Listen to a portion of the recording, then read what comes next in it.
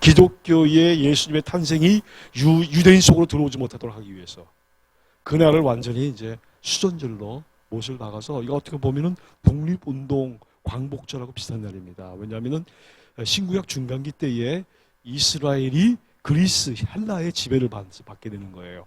그 중에 알렉산더 사후에 이 그리스가 네 조각으로 이제 나눠지면서 셀류키드 왕조라는 왕조가 그때 이제 그 지역을 다스리는 거예요. 그 셀류키드가 이제 예루살렘 성전을 장악하면서 거기 주피터 상을 세우고 거기다가 돼지를 잡아서 제사를 지내기 시작합니다. 그 다음에 유대인들이 어렸을 때 할례 하잖아요. 난지 8일 만에 할례를 하게 되잖아요. 그러면은 재할례를 합니다. 근데 재할례를 어떻게 했는지는 잘 모르겠어요. 왜 그러냐면은 그때에 이 알렉산더 대왕이 헬레니즘 운동을 일으키면서 헬라어를 전 세계 유포하면서 헬레니즘 문화를 유포합니다. 그 중에 하나가 뭐냐면 레슬링 문화가 들어오는 거예요. 여러분 그 올림픽 게임 가운데서 그레코 로만 경기 아시죠? 그레코 로만 경기는 어떻게 경기를 해요? 보면은 유니폼이 완전히 패인 거지. 이거 입고 다니죠. 원래는 나체로 경기를 했어요. 다 벗고. 다 벗고 이제 레슬링을 했는데, 이제 그렇게 할 수는 없으니까 이제 최소한 가릴 때만 가리고, 그레코 로만 그 레슬링인데, 그런 레슬링 문화가 예루살렘에 들어옵니다. 그러니까 유대인 가운데서 열린 사람들은 다 레슬링 문화를 받아들이는 거예요. 그래서 예루살렘에다가 레슬링을 보여주는 관람 뭐 이런 것도 다 있었어요. 예수님 당시에 경기장도 있었어요. 그 다음에 뭐 원형극장도 있었어요. 예루살렘 안에. 그리고 전시관도 있었고, 여러분들이 성경 예루살렘에 보니까 예루살렘이 굉장히 거룩하고 그런 도시로만 보는데, 물론 거룩한 도시인데 그 안에 세속적인 오락 문화가 막 들어와 있었습니다. 그러니까 전차 경기 같은 것도 예루살렘에서 했어요. 여러분 배너라는 영화를 보시면은 전차 경기를 하잖아요. 네로가 막 전차 경기자 선수로 나가죠. 원래 전차 경기의 선수들은 전부 다 노예들이 했습니다. 그런데 어느 날 황제가 너무 전차 경기를 하고 싶은 거예요. 그래가지고 그 선수로 막 나가는 겁니다. 그래서 네로 황제가 선수로 나가니까 다른 사람들이 다 주눅이 들어가지고 네로 황제님 어서 가시라고 일부러 이제 그 게임에 막 져주는 거예요. 그러면 네로가 막 달려가지고 승리해가지고 자기가 정말 잘한 것처럼 해가지고 굉장히 기뻐하고, 이런 일들이 그때 사도 바울 당시죠. 사도 바울 당시가 네로 황제였으니까 그런 일들이 있었고, 그 전에는 벌써 예루살렘에 전차 경기까지 있을 정도로 그렇게 있었단 말이에요. 그러니까 이제 그리스 사람이 들어와서, 헬라 사람들이 들어와서 헬레니즘 문화가 들어오니까 유대인들의 이 거룩한 사람들, 하나님의 말씀 중심으로 살아가는 자들이 충격받기 시작해요. 어떻게 예루살렘 성전에 돼지를 잡아 드릴 수 있고, 거기에다가 또 레슬링 문화 같은 정말 이 파렴치한 문화가 들어와서 우리 민족의 모든 정신을 다 파멸로 가는, 이건 도저히 있을 수가 없다고 생각을 해서 그들이 거기다 이제 재할례 운동까지 일어나니까 참을 수 없는 거예요, 유대인들이. 그래서 그 마카비 제사장 형제들이 혁명을 일으켜요.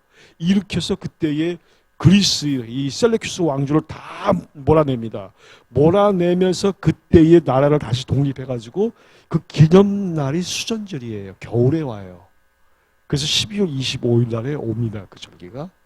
그날에 그때도 수전절을 지켰고 지금도 수전절을 지키는 거예요.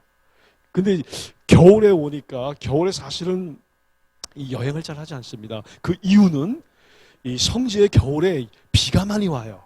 비가 너무 많이 오면은 사실 여행을 할 수 없어요. 그러니까 구약 성경에 나오는 이 세 가지 절기는 전부 다 건기에 있습니다. 여름철 건기.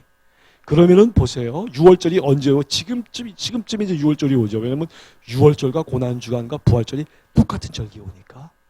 그렇게 되면 이제 겨울비가 다 멈춰지고 봄이 와요. 그러니까 그때는 여행할 수가 있어요. 그 다음에 지금으로부터 한 50일 지나면 오순절, 칠칠절이 오니까 그때도 아주 여행하기가 좋고, 그 다음에 한때 여름에는 비가 하나도 안 오거든요. 그래서 이제 가을이 온단 말이에요. 장막절이 오면 가을에도 한 번 또 예루살렘에 오고, 그러니까 장막절, 초막절 마지막 날에 제사장들이 이제 모여서 하나님 앞에 비를 내리는 기도를 합니다. 옛날에는 했었고 지금도 해요. 그러면 그때 이제 비가, 이제 장막절이 끝나면 그때 비로소 비가 오기 시작하는 거예요. 이해되시겠죠? 없고 3절기인데 수전절이 없고 또한 절기가 없어요. 무슨 절기가 없죠? 에스더서에 나오는 불임절기가 구약 성경에 없어요. 그렇지만 지금 그걸 지킨단 말이죠. 그게 절기를 그렇게 이제 정리하면 되는 거고, 지금 수전절에 겨울인데 예수님이 이제 올라갔어요. 올라가서 성전을 이렇게 쭉 다니시는 거예요. 하니까 이제 그리스도여거든 밝게 말하라고 사람들이 이제 막 예수님을 붙들고 얘기하는 광경이죠. 자, 예루살렘 성전. 지금 이제 오늘 제가 여러분들에게 보여주는 성전은 제2차 성전에 해당하는 성전입니다. 신약 시대의 성전을 2차 성전이라고 얘기하고, 구약의 솔로몬 왕이 세웠던 성전은 1차 성전이에요. 그런데 1차 성전과 2차 성전이 굉장히 오랜 기간 동안에 이제 1차가 무너지잖아요. 바벨론에 의해서. 그리고 다시 세워졌는데 그 세워진 것이 언제 다시 무너집니까? 기원 후 70년에 무너지죠. 근데 무너진 날이 똑같아요. 성전 파괴일이. 참 특이해요.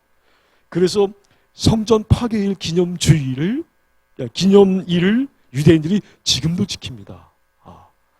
이상하게 아주 파괴한 날이 똑같이 파괴가 되는 거예요. 참 특이하죠. 그런데 성전에 이제 레위기에 나오는 그 이제 성막부터 나오면서 성막에 대한 것이 결국은 성전으로 오게 되는 것이죠. 성막은 포터블을 이동시키고 성전은 그냥 정착을 의미하는 거잖아요.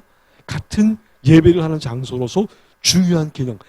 하나님의 택한 백성을 모아서 예배, sacrifice. 그러니까 짐승을 도살하면서 거기에 마치 짐승처럼 자기가 죽어야 되는데 그 짐승을 대신 죽여가면서 자기의 죄를 자복하고 하나님 앞에 나가는, 정말 성결의 영으로 나가는 그런 일들이 성막과 성전에서 있었단 말이에요. 그런데 그 중요한 영적 기능을 하는 하나님의 임재의 장소라고 할 수 있는 성전이 무너져 버리는 거죠.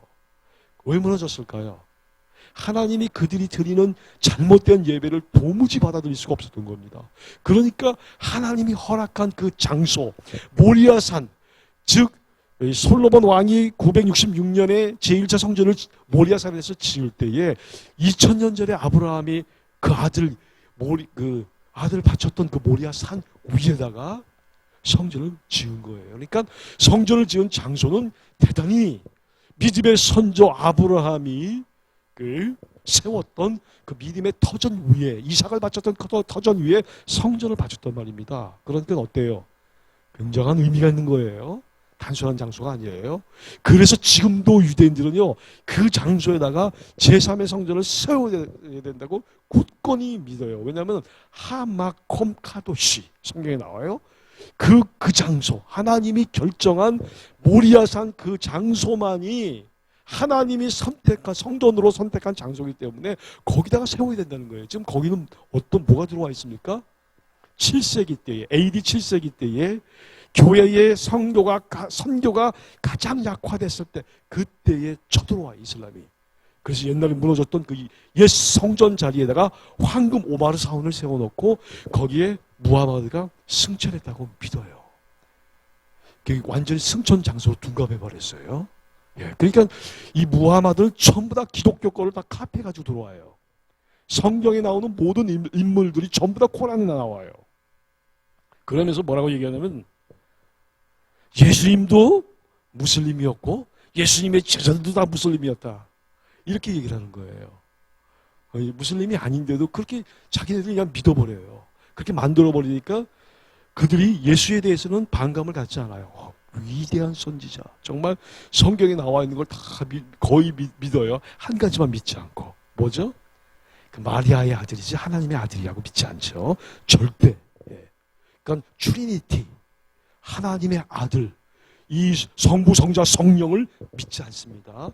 그리고 속죄를 믿지 않습니다. 그러니까 이슬람교는 아무리 선행해도 내 죄를 위하여 돌아가신 예수 그리스도의 피의 공로가 없기 때문에 구원이 없는 거예요.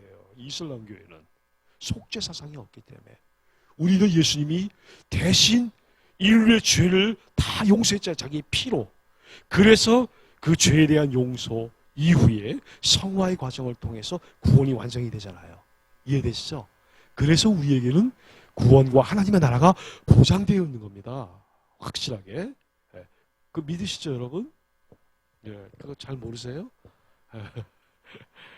모를 수도 있어요. 근데 그거 모르시면 안 돼요. 목사님한테 반드시 와서 여쭤보셔야 돼요. 도대체 예수님의 피가 무슨 역할을 하는지 물어봐야 되는 거죠. 중요하니까. 자, 이렇게 이제 예루살렘 성전의 1차 성전이 그렇게 되어지고 2차 성전이 이제 바벨로니아 포로에 돌아와서 세워지는 시기가 515년입니다. BC 515년, 16년 그때에 페르시아 제국의 도움을 받아서 성전이 완성되면서 2차 성전 시대가 열리죠. 스룹바벨의 성전이라고 얘기를 해요. 그것이 예수님 때까지 계속 되어져 내려옵니다. 그러니까 헤롯 때까지 내려오는데 BC 18년쯤에 가서 어떤 사람은 이제 19년이라고 얘기할 수도 있어요. 18년에서부터 20년 아직까지 이제 정확하게 이 성전이 언제 지어졌는지 약간 논란은 있지만 18년에서 20년 그러니까 헤롯 대제가 정권을 잡는 시기가 몇 년이죠? 지난번에 얘기했던 BC 37년입니다. 이 사람이 정권을 잡고 나서 가장 먼저 한 일이 여러 가지 하지만은 그 중에 하나가 예루살렘 성전을 스룹바벨의 2차 성전에 지금 있는 그것보다 2배로 확장을 해야 되겠다는 생각을 해요. 그래서 어마어마한 돈을 모아가지고 성전을 크게 확장합니다. 그래서 결국은 이 성전을 지어야만이 유대인들이 더 많이 오고 유대인들이 더 많이 오면 더 들어오면 뭘 갖고 들어옵니까? 헌금을 갖고 들어오는 거예요. 돈을. 왜냐하면 제2의 11조를 예루살렘에다가 바쳐야 되기 때문에 그 당시에는 제1의 11조는 자기가 살던 지역에서 전부 다 소비하고 제2번째 11조를 가지고 하나님 앞에 드리러 예루살렘 성전에 왔어요. 그러면은 그때에 한 해에 한 번에 올 때 한 15만 명이 들어온단 말이에요. 15만 명이 제2의 11조를 가지고 온다고 생각해 보세요. 어마어마한 돈이 들어오겠죠. 예? 그러니까 그거를 노리는 거예요. 이게 굉장히 아주 계산적인 거죠.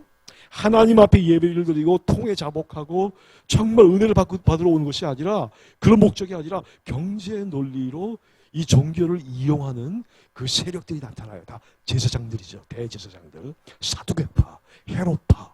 그래가지고 그 성전을 통해서 나오는 잉여 그 생산물에 대해 거기다 포커스를 갖는 거예요.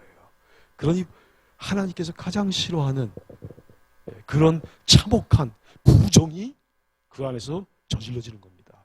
그래서 예수님이 그걸 보고 강도의 구례를 만들지 말라고 얘기를 했어요. 강도 치사하고 있다고 그랬어요. 그러니까 무너지는 거예요. 예루살렘 성전이 왜 무너지겠습니까? 어마어마하죠. 자, 이때부터 시작해가지고 결국은 몇 년 내에 완성된다 그랬어요? 64년 AD에 예루살렘 2차 성전이 이제 스룹바벨의 성전보다 2배나 확장돼서 이제 커지는 거예요. 그러면은 엄청난 거의 한 80년에 가까운 세월이 예루살렘 성전을 만드는데 그렇게 소모된 겁니다.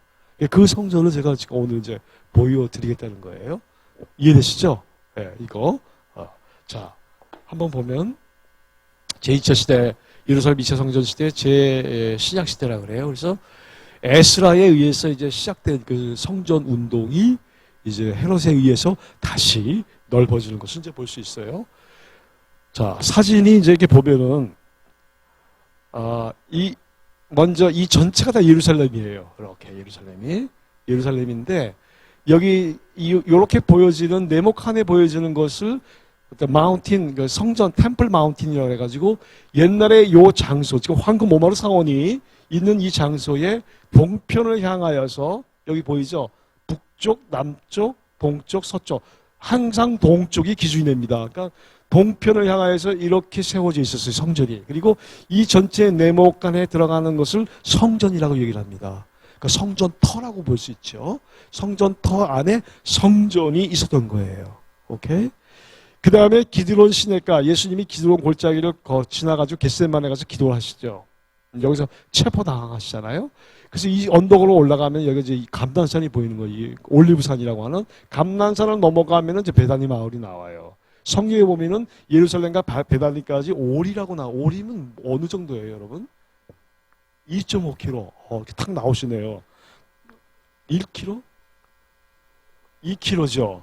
근데 영어 성경에는 2 miles라고 나오는데 원래 그 다음에 그 옆에다가 3km라고 써 있어요. 제가 확인했어요.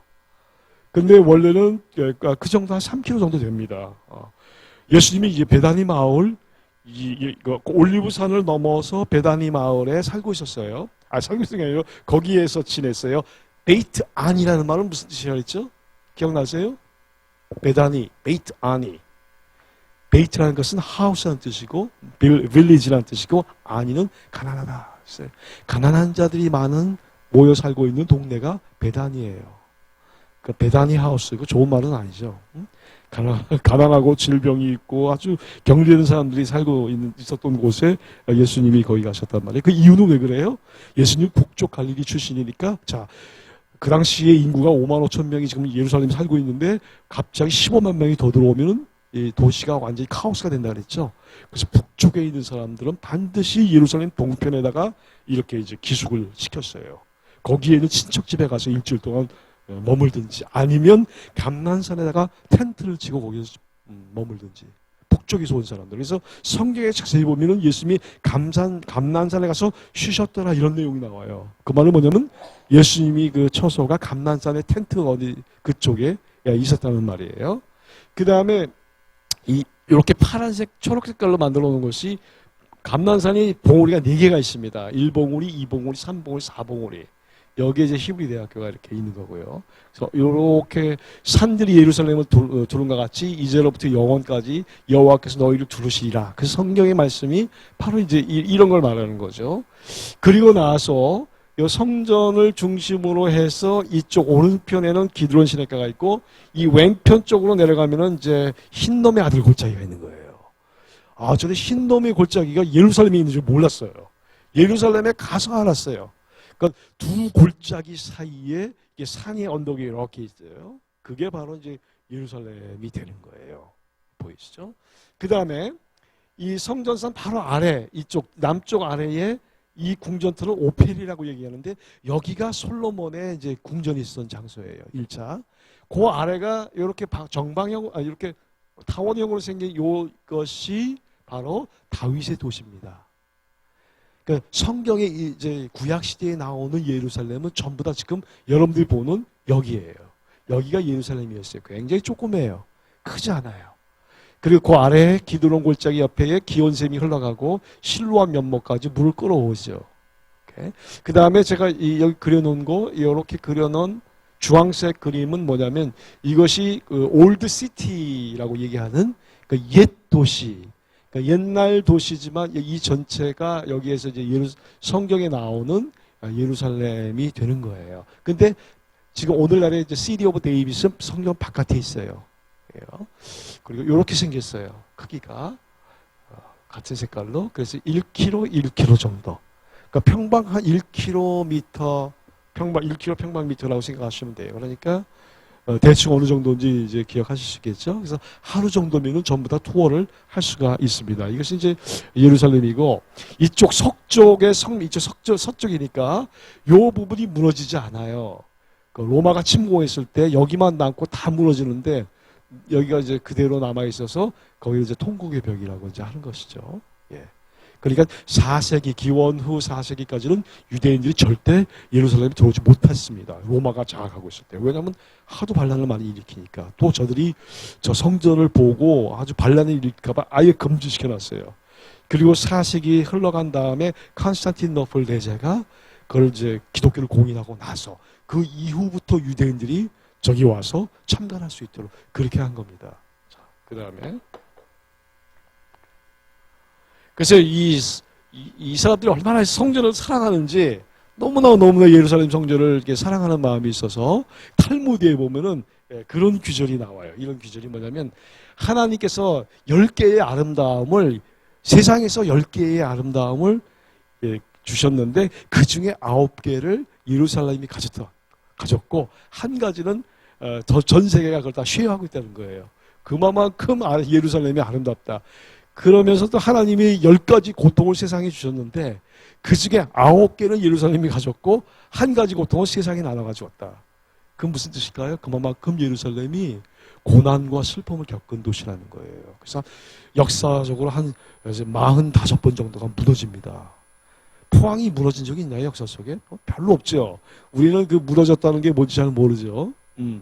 저희는 이 6.25 전쟁 때 한번 무너졌잖아요. 평양이 무너져가지고 피난민이 돼가지고 저희 아버지도 내려오고 저희 어머니도 내려오고 한 세대, 두 세대, 세 세대까지 고생을 하고 있어요. 하나 무너지니까 어마어마한 고생을 하는 걸 경험을 하는데 그 어마어마하게 이제 이 예루살렘이 이제 무너졌으니까 얼마나 많은 슬픔이 그들에게 있겠어요. 그런데 보세요. 예수님이 어디서 죽었었어요? 예루살렘에서 죽으셨어요. 자, 예루살렘이 무슨 뜻이에요? 일샬라임 그래요. 예루샬라임. 그래서 히브리어로 예루샬라임의 그 원래의 뜻은 이렇게 쓰죠. 예루샬라임 이렇게 쓰는데요. 여기다가 이제 이게 모음을 붙여요. 그래서 예루샬라임 그럽니다. 그러니까 예루샬라임의 이 두 개의 단어가 연합한 것이 예루살렘에 의해서 요 이르한 것은 무슨 뜻이냐면은 이 영어의 히브리의 일이라는 말이 나와요. 이것은 파운데이션이면서 동시에 시티라는 뜻이에요. 그리고 샬라임은 샬롬이죠. 그러니까 seed of peace, 평화의 도시다 이런 말이에요. 너무 멋있죠. 너무 아름다운 뜻을 가지고 있어요. 평화의 도시인데 평화가 없는 거예요. 그래서 예수님이 자기의 피로 세상에 평화를 주기 위해서 본인이 거기서 십자가 처형의 죽음을 당한 겁니다. 너무나 정말 이 세상의 모든 논리는 어때요? 다 남을 다 그냥 무너뜨리는 것, 남을 갖다가 살육하는 그 야수적인 문화가 있었는데 예수님만이 자기의 피, 성자께서 자신의 피와 희생을 통해서 세상의 평화를 창조해 주신 분이에요. 이렇게 훌륭하신 분이에요. 그 예루살렘에서, 평화의 도시에서. 그래서 이 예루살렘이는 그런 뜻이 이제 있다는 거. 거기에 성전이 있었고 거기에 하나님의 미션과 비전, 세계를 향한 복음이 예루살렘에서 출발했습니다. 예수님이 프랑스 파리에서 죽지 않았어요. 베이징에서 죽지 않았습니다. 예수님은 예루살렘에서 죽으셨어요. 굉장한 의미가 있는 거예요. 하나님의 모든 계획이 예루살렘부터 시작했어요. 그러니까 하나님이 선택한 도시, 성전도 하나님이 선택하고 예수님의 죽음도 예루살렘에서 하나님이 결정하신 거예요. 그만큼 교회도 예루살렘에서 나왔고, 그러니까 세상에서 이와 같이 중요하고 영적인 의미가 풍성한 곳이 없는 거죠. 예루살렘 외에 있는. 그만큼 예루살렘이 굉장히 축복받고 하나님의 계획이 있었고 마귀도 그걸 알아요. 그래가지고 마귀는 하나님을 이해를 파괴하는 자니까 그래서 예루살렘 성을 그렇게 40몇 번이나 와서 무너뜨리고 말이죠. 거기서 성자 예수님이 죽임당하고, 그래도 예수님은 죽음을 각오하고 나서도 그분의 미션을 거기다 세웠고 예수님의 죽음으로 교회가 탄생하고 그 탄생된 교회가 오늘 마지막 예수님 오시기까지 전 세계에 복음을 전하는 증거적 사명을 받은 거예요. 교회가 너무 이렇게 편안해지려고만 하면 안 되고요. 역동적으로 예수님의 그 삶을 본받아서 나가야 되는 거예요. 그게 교회예요. 교회를 정말 우리의 어떤 우리의 모임 중심으로만 가는 게 아니라 코이노니아도 있죠. 뭐 교회의 기능 가운데서 디다케의 것도 있고, 그 다음에 디아코니아의 기능도 있고, 봉사의 기능, 교육의 기능, 그 다음에 친교의 기능, 그다음에 케리구마의 기능, 선포하는 거죠. 하나님 말씀. 그래서 교회가 적어도 4가지 정도의 고유한 기능이 있습니다. 제가 말한 건 아니고 칼바르트 신학자가 그분이 말했는데 잘 말했어요. 디다케, 디아코니아, 그 다음에 코이노니아, 또 한 가지는 이제 갑자기 잊어버렸는데 아까 말했는데 아무튼 그 4가지 기능을 교회가 잘 가지고 이렇게 나가는 것이 교회의 기능입니다. 그 다음에 보죠. 자, 제가 그려본 건데요. 이것은 남쪽에서 바라본 이 1세기 때의 그 그림입니다. 이것이. 그러니까 저쪽에 보면은 성전이 이렇게 있고, 그 다음에 이 아래쪽에 아까 이 지역이 다윗의 도시라고 얘기를 했어요. 옛날에 다윗의 도시였는데 예수님 당시에는 예루살렘에 이렇게 다 한 부분으로 속해 있었습니다. 실로암 연못이 있었고, 그러니까 성전에서 이 눈먼 소경을 만났을 때에 실로암 연못을 내려보내잖아요. 기억나시죠? 그 스토리를. 성전 저 위에서 만나가지고 이 밑에 내려와가지고 여기서 이제 눈을 딱 지어. 그래서 눈이 밝아졌어요. 그리고 이제 이쪽 부분에 왼쪽 언덕으로 약간 이렇게 올라간 곳이 이제 아랫도시라 그래가지고 아랫도시 위에 또 윗도시가 있습니다. 그래서 이 아랫도시를 로우시티라고 그러는데 여기는 서민들이 살던 곳이에요. 그래서 가옥들의 구조를 보면 굉장히 조그맣고 네모난 모양으로 그렇게 만들어졌는데 저 위쪽으로 가면은 어마어마한 호화 맨션이 이렇게 쫙 펼쳐집니다. 거기에 이제 헤롯 성전, 헤롯의 그 왕궁도 거기에 있고, 거기에 이제 가야바의 법정도 그쪽에 나오고, 또 마가 다락방도 거기에 있었어요. 이게 마가가 상당히 부자였습니다. 다락방이 있었고, 마가에 보면은 종이 있어요. 로데라는 여자 종이 있었잖아요. 노예가 있었던 집이에요. 그러니까 상당히 부유했고, 거기서 예수님이 최후 만찬을 하시죠.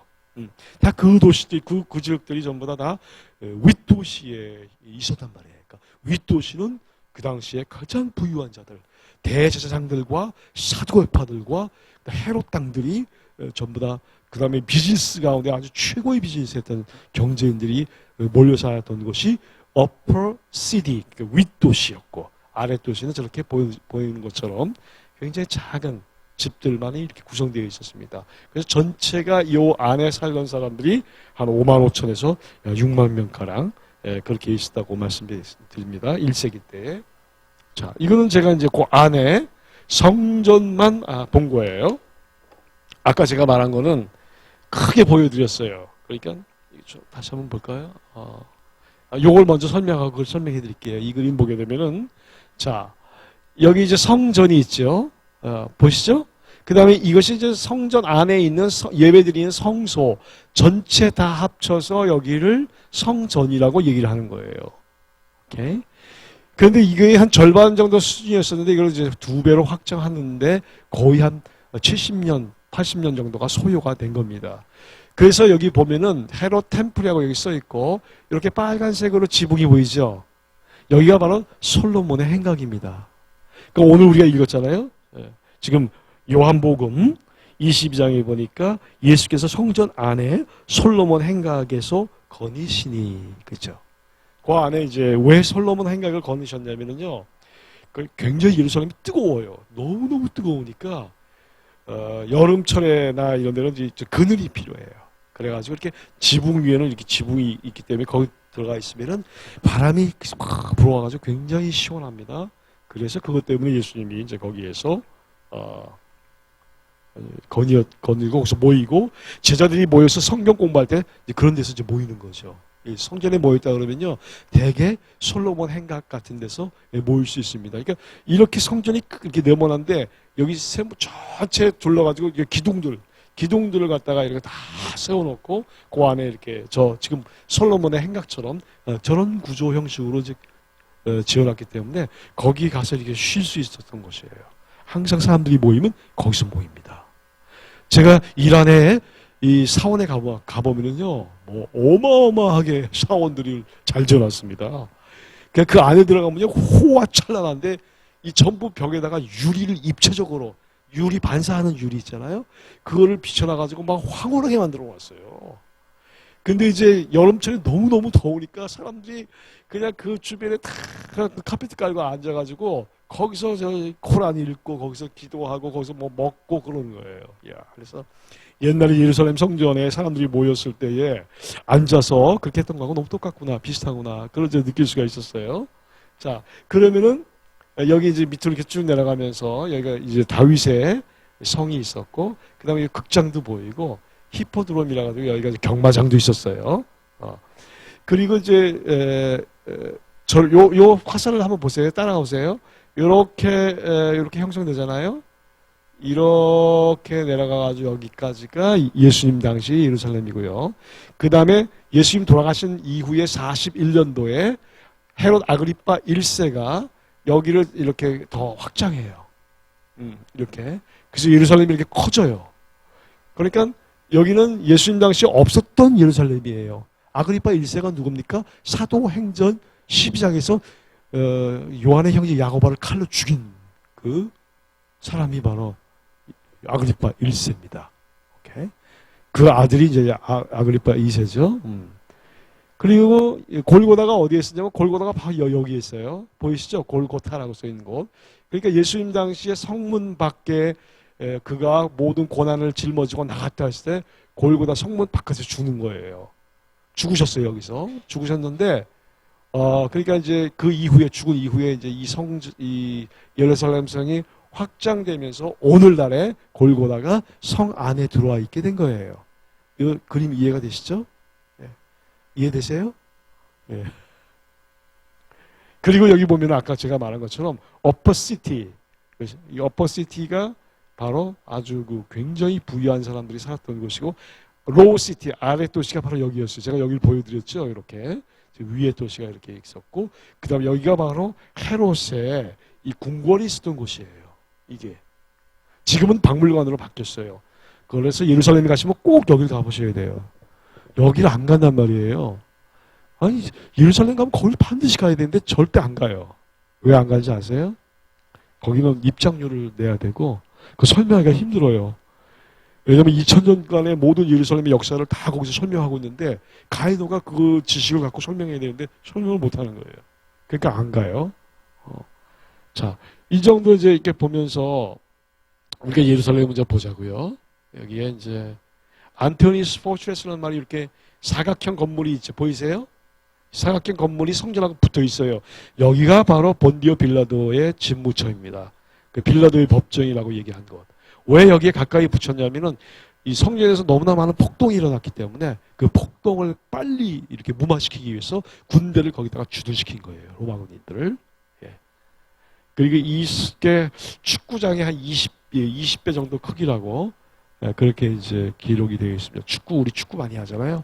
축구장이 한 20배 정도 크기다. 이렇게 이제 기록하시면 되고요. 그래서 다시 이제 올라가 보면은, 여기 보면은 이게 그 안에 있었던 예루살렘 요 성전들이죠. 여기가. 요 바깥에가 있었고, 이제 안에가 있는데, 여기 한번 보세요. 이 크기. 지성소, 이게 지성소죠? 지성소 이런 식으로 되어 있고, 그 앞에 여인의 뜰이라고 하는 뜰이 있어요. 여기가 여인의 뜰이죠. 그러니까 성전은 두 군데로 이렇게 나눠져 있어요. 그러니까 성전 뜰이 이렇게 크게 이렇게 있고, 이 성전이 요 안에 있었는데, 요 앞에 부분과 뒤에 부분, 지성소 부분과 앞에 부분이 있는데, 앞에 부분은 여인들이 들어갈 수 있어요. 그래서 여인들의 뜰이에요. 그러니까 과부가 두 렙돈을 드렸을 때 어디에 들어간 거죠? 여인들의 뜰에 들어간 거예요. 그 여자들은 여기를 못 넘어가요. 여기는 남녀들만 갈 수 있어요. 물론 이쪽은 남녀 공용이에요. 그리고 곳곳마다 여기에 이제 뭐가 있었냐면은 두 렙돈이 이렇게 드리는 헌금통이 있었습니다. 많이 있었어요. 근데 정확한 위치를 아직 모르지만은 곳곳마다 이제 여기에 이제 그 본교회가 그 헌금함이 있었는데, 그 헌금함은 소리가 들릴 수 있도록 그렇게 만들었어요.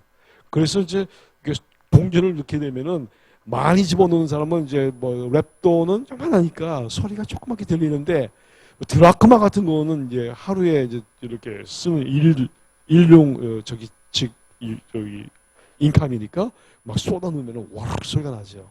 그래가지고 그걸 쏟아놓으면서 또 굉장히 즐거워하는 그런 사람들이 있었다는 거예요. 아무튼 그렇게 구성이 되어졌고, 이것이 이제 현대 피파 축구장이 이렇게 됐어요. 축구장하고 이 장소하고는 비교해보라고 제가 그려놓은 거예요. 이렇게 어느 정도 크기인지 기억이 나겠죠. 그런데 이 축구장의 20배만한 크기가 성전 터란 말이에요. 예? 자, 그렇다면 여기부터 이제 이방인의 뜰이 그럼 어디냐? 이방인은 성소 바깥이에요. 그래서 여기도 이방인의 뜰, 저기도 이방인의 뜰. 그래서 이제 이방인의 뜰에서 재물을 막 판매하잖아요.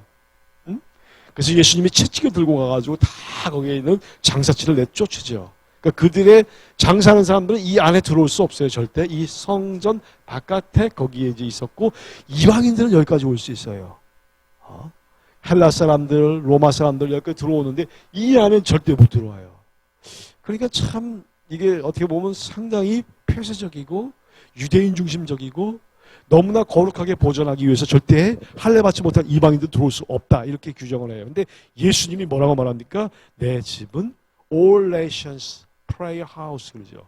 모든 민족, 중국인이나 말레이시아인이나 코리안이나 다 모든 민족이 와서 기도하는 집이라는 그 이사야서의 이 내용을 말합니다. 그러니까 유대인들이 이사야서의 그 내용을 받아들이지 않고 아주 주이시 게토를 만들고 유대인 게토를 만들어가지고 자기네들 중심으로 그 성전을 활용했단 말이에요. 그래서 예수님이 화가 나신 거예요. 그건 하나님께서 그걸 원한 것이 아니었으니까 모든 민족이 와서 다 들어와서 예배하고 참여하고 하나님의 은혜를 맛보아야 되는데 유대인들은 그렇게 하지 않아요. 그래서 교회가 나타난 거죠. 교회는 이제 그런 차별이 있으면 안 되는 거니까. 그래서 여기에 이제 앞에 이방인의 뜰은 바로 이제 이쪽이었고, 그 다음에 여인들 뜰 안에 네 룸이 있었습니다. 이렇게 네 개의 룸이 있었는데, 이 룸 가운데서 첫 번째, 이 아래에 해당하는 룸은요, 제사용 목재실이에요. 제사를 드리려면 나무를 갖고 와야 되잖아요. 나무에 태워야 되니까 제물을.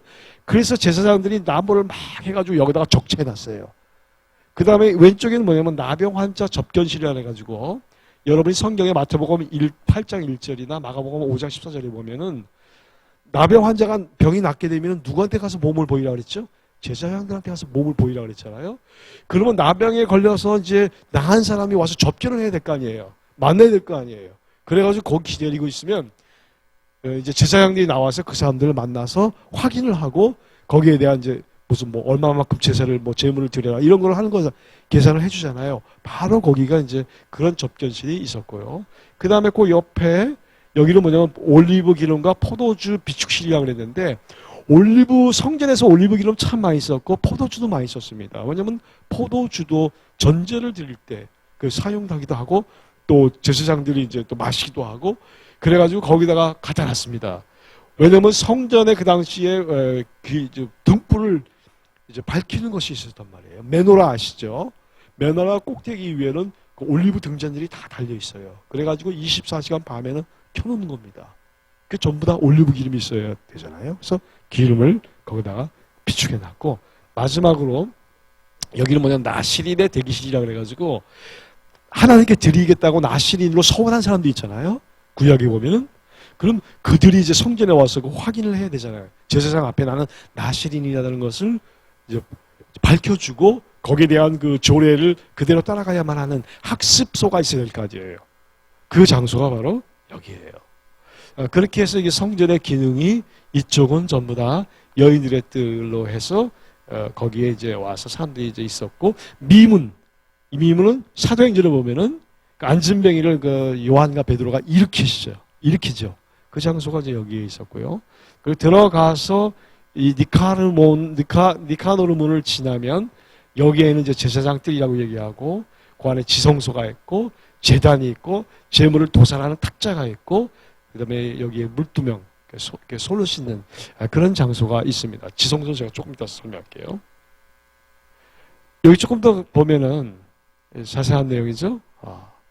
그래서 이거를 이제 보면은 그 당시에 뭐가 있었다는 것을 이제 알 수가 있어요. 이 지성소를 한번 보죠. 지성소를 보게 되면 여기 이제 무슨 문들이 이렇게 있었어요. 이렇게 문들이 이제 들어오는 문들이 이제 있었는데 지성소는 막혀 있어요. 막혀 있는데 지성소 안에 여기 들어가면은 여기 계단을 통해서 들어가죠. 1년에 한 번 대제사장이 염소의 피를 가지고 들어가는 것이죠. 그러면은 향단이 있습니다. 그리고 메노라 촛대가 있었고요. 그 다음에 떡상이 있어요. 진설병 아시죠? 그 사이하고 지성소 법궤에 놓였던 돌판이 있는데요. 그 사이에 뭐가 있을까요? 휘장이 있어요. 휘장. 이렇게 휘장을 저 위에서부터 지금 이게 보이죠? 저 위에서부터 여기까지 휘장을 이렇게 쳐놓은 겁니다. 저 안에 못 보도록. 그게 예수님이 십자가에 처형당했을 때에 오후 3시에 큰 소리를 예수님이 지르죠. 엘리 엘리 라마 사박다니. 그때에 성소의 휘장이 위에서부터 아래까지 쫙 찢어졌다 그랬어요. 기가 막힌 일이 벌어진 거죠. 그 성소에 달아놨던 휘장이 그 얼마나 정성을 다해서 그들이 만들었겠습니까? 그 휘장이 둘로 그냥 쫙 찢어지는 거예요. 그러니까 그 휘장이 찢어졌다는 건 뭐냐면 여러 가지 의미가 있죠. 유대교의 마지막 종말을 고하는 사인일 수도 있고 예수님이 자기의 피로 그 성소의 휘장을 찢고 염소의 피로 많이 속죄했던 것이 이제 더 이상 필요 없고 성자 예수의 피로 이제 모든 인류를 구속할 수 있다라는 그래서 유대교가 주장하고 있었던 제사의 모든 것을 이제 끝을 내고 종결하고 예수 그리스도의 피로 다시 이렇게 변화되는 것도 그 안에 성소 휘장이 찢어진 사건에서 생각해 볼 수 있는 겁니다. 이해되시겠어요? 예. 거기가 지성소인데 법궤가 원래 있었는데 신약 시대는 법궤가 없어요. 왜 그랬을까요? 법궤는 언제 잊어버렸죠?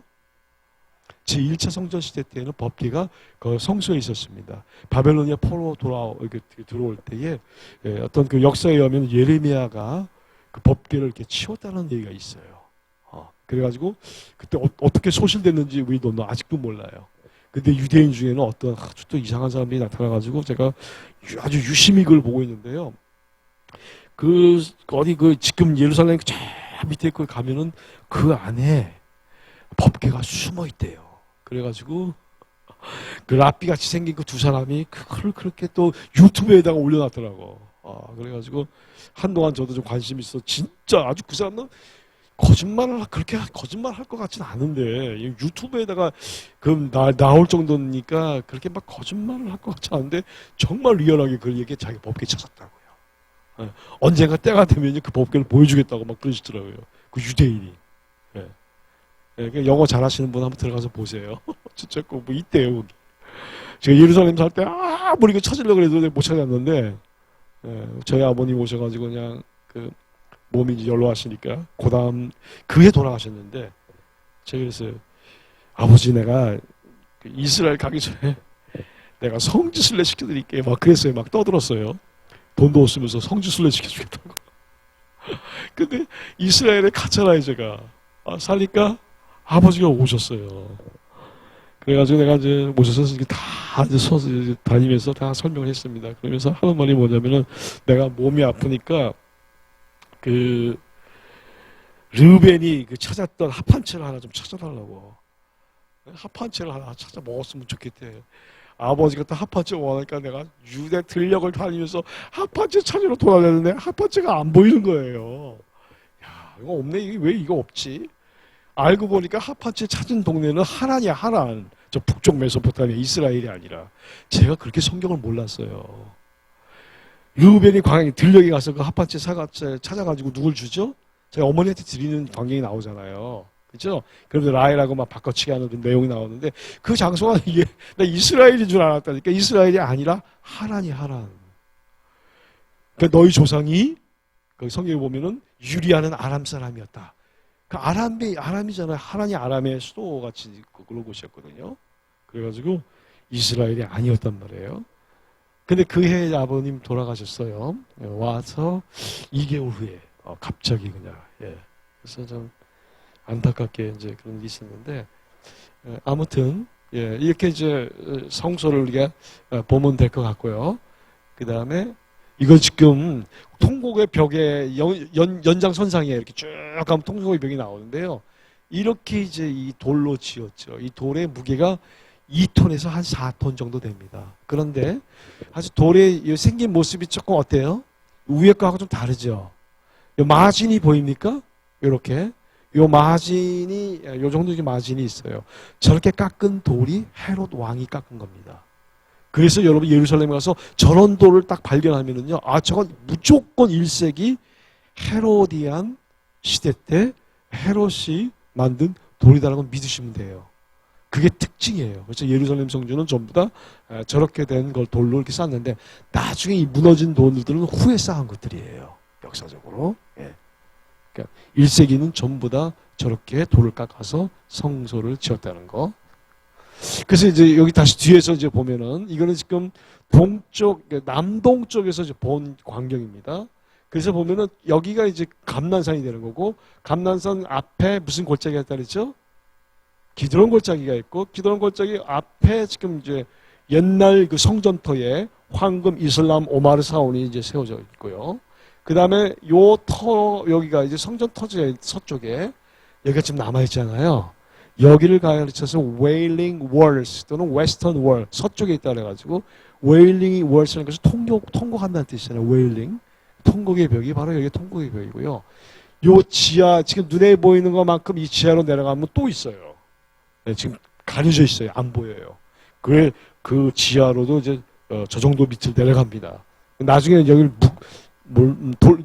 돌하고 흙으로 이제 메꿔온 거예요.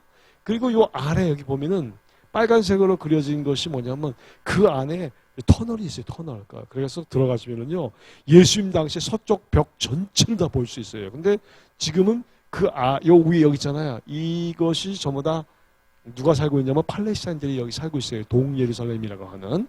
이 팔레스타인들이 위에 살고 있고, 이 사람들이 지하에다가 팠어요, 유대인들이.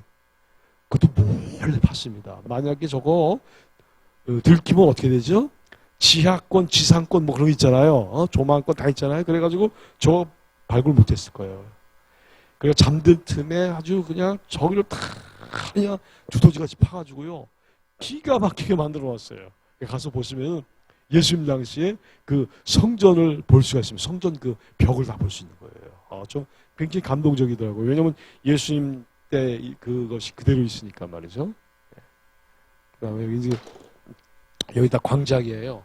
여기 들어가시면은 여기서 이제 키파를 써야 돼요, 남자. 그래서 이쪽은 여자 쪽이고 이쪽은 남자 쪽이에요. 이거 보이시죠? 이렇게 여기가 가려져 있어요. 막 들어가면 안 돼요. 여자하고 남자하고 구분해서 들어가서 벽에다 대고 이제 손을 대고 기도하는 거죠. 그 다음에 예루살렘이 이제 이렇게 됐어요. 어디다, 여기는 골짜기 아까, 기드론 골짜기가 있고, 이쪽 올라가면 오른쪽에 올리브산이, 감난산이 있고, 옛날에 요 쪽에 이 골짜기가 하나 있었습니다. 거기다 흙을 막고 이렇게 세운 거예요. 성전 터를 세우고, 거기다 성전을 세운 겁니다. 이쪽으로 쭉 올라가면 여기가 아까 말한 헤롯의 그 성전, 헤롯의 궁이 이렇게 있고 흰돔의 골짜기가 또 이렇게 있어요. 그러니까 단면으로 이제 본 예루살렘의 모습이죠. 그래서 항상 예루살렘은 흰돔의 아들 골짜기와 여기 이제 기드론 골짜기 사이에 이렇게 융기된 부분 위에 여기에다가 성전을 세운 것을 알 수가 있는 겁니다. 조금 더 이제 위에서 자세히 이제 보면은, 위에서 본 거니까 이거 템플 마운트 성전산이라고 얘기를 해요. 그래서 여기가 아까 말한 남쪽이고, 그 다음에 동쪽이고, 이것이 북쪽이고, 여기는 서쪽입니다. 그러니까 항상 서쪽에 있는 벽이 웨스턴 월, 여기가 바로 통곡의 벽이 되는 거고요.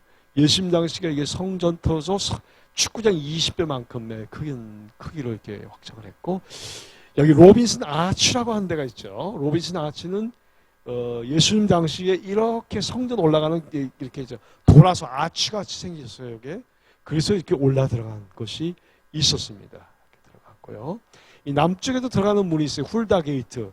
훌다라는 여자 선지자가 역대기에 나오는데 그 여성 선지자의 이름을 따서 훌다 게이트라는 이름으로 예수님 당시에 문이 있었습니다. 그래서 이쪽으로 들어가죠. 들어가서 이쪽에 전체 지역이 바로 이것이 이방인의 뜰하고 얘기하는 이방인의 뜰이고, 여기가 이제 성전이면서 동시에 성소라고 볼 수 있어요. 그래서 예루살렘 성전 그러면 이 전체를 말하는 거고요.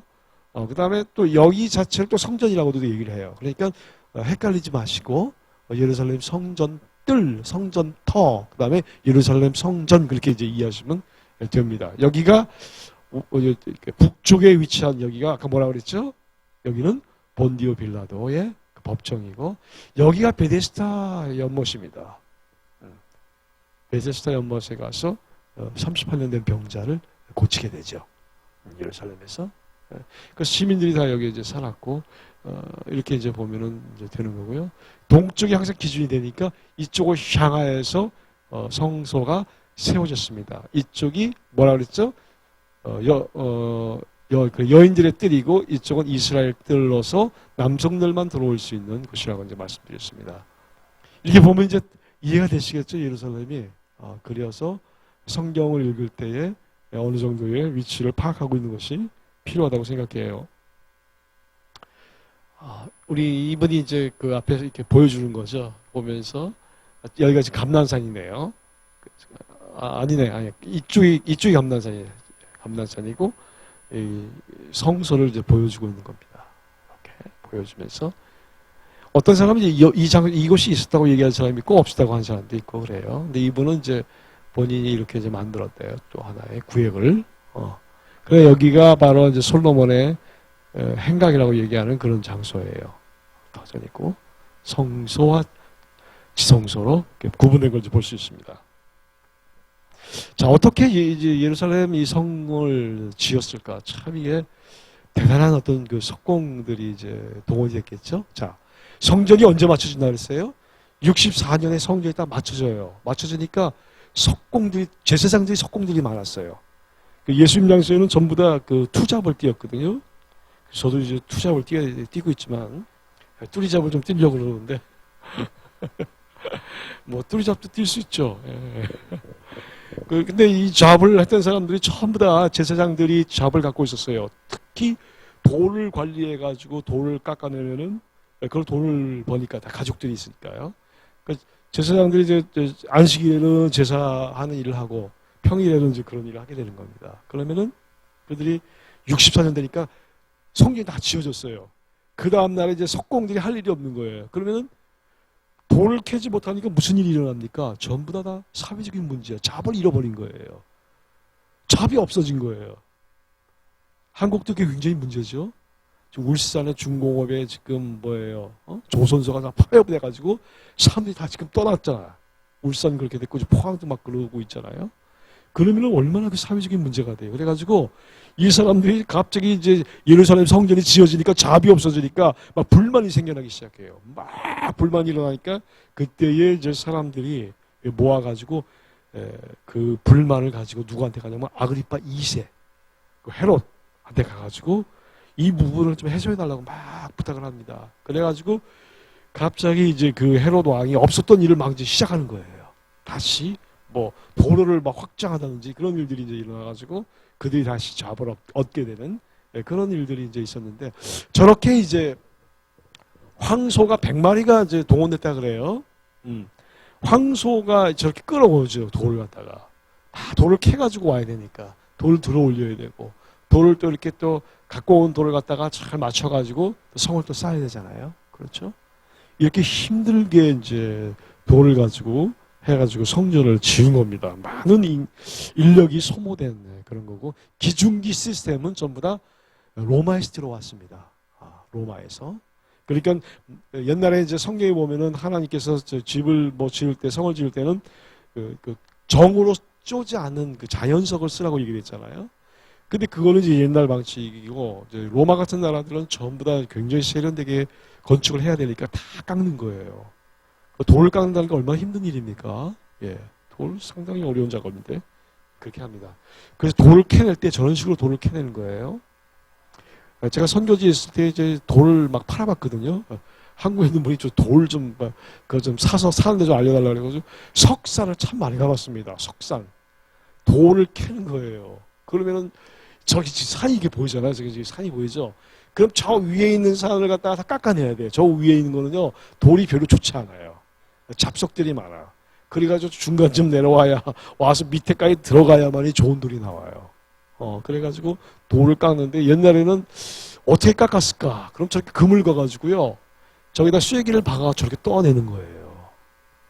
그러니까 이제 오벨리스크 같은 거 굉장히 불가사하죠. 오벨리스크 굉장히 길잖아요. 이렇게 하죠. 이렇게. 그러면 저런 돌을 저렇게 끊어가지고 저걸 갖다가 이제 옮겨오는 겁니다.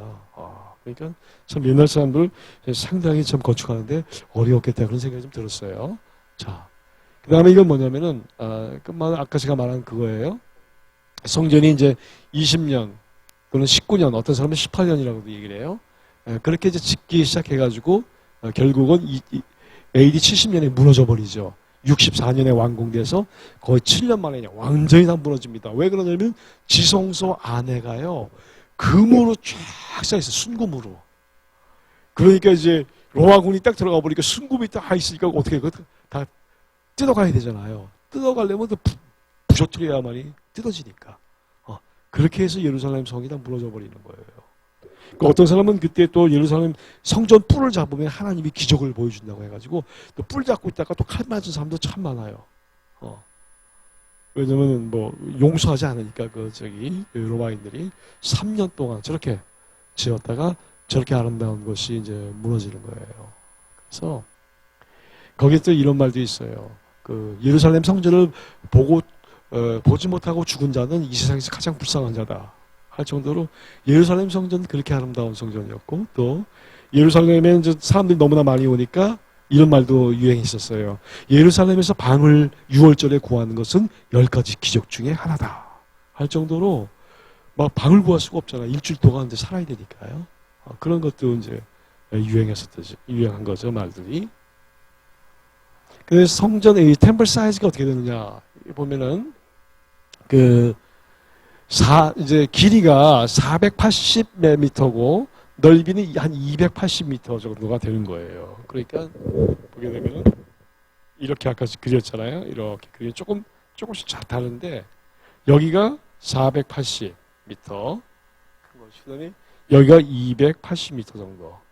그래서 여기 이제 성전터가 되고 이렇게 해가지고 동쪽을 향하여서 성소와 지성소로 이렇게 나눠져 있겠죠. 그렇게 되어진 겁니다. 아까 제가 이제 그림 가운데서 여기에 러빈슨 아쉬라고 말씀을 드렸는데 남쪽에서 이제 사람들이 예루살렘 성전 들어갈 때에 이 위로 계속 올라간 거예요. 저는 정말 성전을 보고 싶었습니다. 예수님 당시에 과연 예루살렘 성전이 어떻게 지어졌을까? 어디로 들어갔고 어디로 나갔을까? 굉장히 관심이 있었는데 이제 이 모든 내용들을 갖다가 고대의 유대인 문서, 탈무드에도 성전에 대한 묘사가 다 나오고 미시나 같은 데도 막 나오는 거예요. 그런 것들을 다 수집해가지고 그들이 그림을 그려냈어요. 근데 바로 이런 그림이 나오는데 로마가 1970년에 무너뜨릴 때 다 무너뜨리는데 이 부분이 남아요. 이렇게. 여기 다 없어져 버렸어요. 그래서 지금도 여러분들이 예루살렘에 가면요. 요 부분이 이렇게 남아있는 걸 볼 수 있어요. 그걸 로빈슨 아치라 그래요. 그거를. 그래서 아마 사진에 내가 그걸 넣었는지 모르겠는데 아마 사진에 거기 나옵니다. 그리고 이것이 이제 예루살렘 전체를 이제 보여주고 있는 그림이고요. 그만할까요? 목사님? 시간이 너무 이제 오버가 돼가지고 저는 괜찮은데 또 우리 다음 시간 또 해도 괜찮아요. 예. 아니면 끝내버릴까요? 예, 조금만 더 하고 5분 더 할게요. 예. 사실 이렇게 길게 강의하는 게 아닌데, 그죠? 예, 여러분들 막 고문하는 거 아닌가, 지금. 예. 이제 아까 말한 여기가 지성소잖아요. 그 지성소를 이제 이렇게 옆 단면을 쪼개서 이제 본 거죠. 그래서 가보면은 아까 성소 휘장이 있었다 그러고, 여기에 이제 그 안에 제가 아까 설명한 것이 있었고, 하여튼 그 안에 있는 모습, 별거 없는데, 여기 보면 향단도 있었고, 여기 보면은 메노라도 있었고, 아까 진설병을 올려놓은 그것이 이제 있었습니다. 그러니까 성막에서 보였던 모든 것들이 성전 안에도 있었다는 거, 그런 걸 이제 상징합니다. 그 다음에 여기는 이제 다시 한번 또 설명을 하는 것이 뭐냐면 아까 성전이 두 파트로 나눠져 있었는데 한 파트는 성소가 있었던 파트, 성전 파트 이스라엘 뜰이 있고 여인들의 뜰이 있고 카르노문을 통과해서 이제 들어가면은 코트 오브 이스라엘 뜰이라고 얘기하는 지역이 있었고 여기에 이제 미문이 있었고 아까 동서남북 여러 군데서 이제 보여주고 있는 겁니다. 이렇게 이제 성전이 되어진 것을 이제 볼 수 있습니다. 그 다음에 이제 헌금합이 어디 있었느냐? 이것이 이제 렙돈이죠. 1세기 당시에 예루살렘에서 유행했던 그 동전입니다. 아주 작은 동전들이에요. 구리 동전이죠. 그래서 이 교수님이 여기에 이렇게 보여주는 거죠. 여기가 이제 이방인의 뜰이었다. 이분. 근데 이제 이분의 생각인 것 같고, 여기 없는 부분도 있어요. 아니면 여기 아주 낮았든지. 그래서 이 남쪽에서 들어가면 이 성전으로 들어가기 전에 이 문을 통과해서 들어가게 되겠죠. 근데 이분은 일부러 이제 저는 이제 요렇게 보는데 이분이 굉장히 좀 크게 봤어요. 그래서 이 발로 밟고 있는 지역이 이방인의 지역이다. 이방인의 뜰이다. 이제 그렇게 이제 말하고 있는 겁니다. 그리고 이 오른쪽 다리에 있는 곳은 이제 성전 뜰 아니다. 이렇게 설명하고 있는 거죠. 아무튼 이방인의 뜰은 저렇게 이제 보면 되고요. 이방인의 뜰에서 했던 행사 중에 하나가 뭐냐면은 저렇게 로마 군인들이 집결해서 항시 순찰을 했습니다. 그 이유는 헤롯 아킬라우스 이후에 기원 전 4년이죠. 부터의 예루살렘에 폭동이 끊이지 않았어요. 너무나 많은 폭동이 일어나니까 그 폭동을 진압하기 위해서 수시로 로마 군인들이 예루살렘 이방인의 뜰에서 그렇게 저렇게 이제 항호를 벌리고 그런 일을 했던 사진을 보여주는 겁니다. 여기는 뭐냐면은 그 성전 꼭대기에 이렇게 있었습니다. 남쪽 성전 꼭대기에 이 제사장이 나팔을 부는 그런 장소가 있었어요. 그래서 히브리어로 이렇게 써 있어요. 레바이트 특이야 이렇게 이런 식으로 이제 쭉 쓰면서 여기에 보이죠 글씨가. 요 돌이 바로 거기서 떨어져 나간 돌이에요. 그러니까 예루살렘 전이 무너졌을 때에 저 꼭대기에서 떨어질 거가 다 무너진 겁니다. 얼마나 참혹하게 무너졌으면 저기까지 무너져가지고 지금 예루살렘에 가면 이 돌을 볼 수가 있어요. 제사장이 나팔, 안식일이 시작될 때 나팔을 팍 불어요. 그 안식일 끝날 때도 나팔을 불고. 물론 소파르라는 나팔은 저렇게 생긴 나팔은 아니고요. 뿔나팔이었어요. 저희 연구실에 오면 이제 그 뿔나팔이 있어요. 이거는 뭐냐면 워닝 패널이라 가지고 성전 바로 이제 그 성소에 들어가기 전에 주변에다가 다 이방인의 뜰에다가 이렇게 설치를 해놨어요. 여러 개 이렇게. 그래서 이방인들이 이 성전 터 안으로 들어오면 사형에 처한다. 라는 그 내용을 그리스 헬라어로 이렇게 기록을 해가지고 거기다 이렇게 나눈 겁니다. 절대 이방인들이 들어오지 못하도록 그렇게 하는 거예요. 거기에 대한 내용이고요.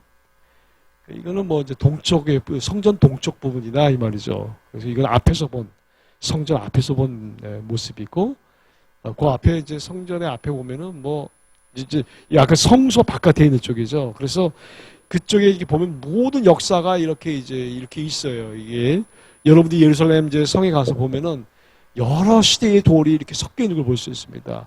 그래서 헤로디안 아슐라 이 말은 뭐냐, 헤롯이 직접 쌓았던 돌이 있고 이렇게 그 위에는 또 뭐 이렇게 직선으로 뭐 조인트 시켜서 올라가는 것도 있고, 이건 하스모니안, 이거는 뭐냐면은 그 이미 이제 다른 시대의 돌을 가져다가 거기다 위에다 쌓고, 그 다음에 여러 가지 이제 그 성전 터 바깥에 무너진 곳을 다시 이제 쌓았기 때문에 후대에 저런 현상들이 지금 일어나고 있는 거죠.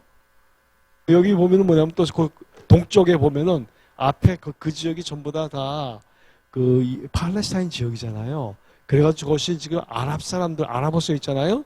무덤입니다.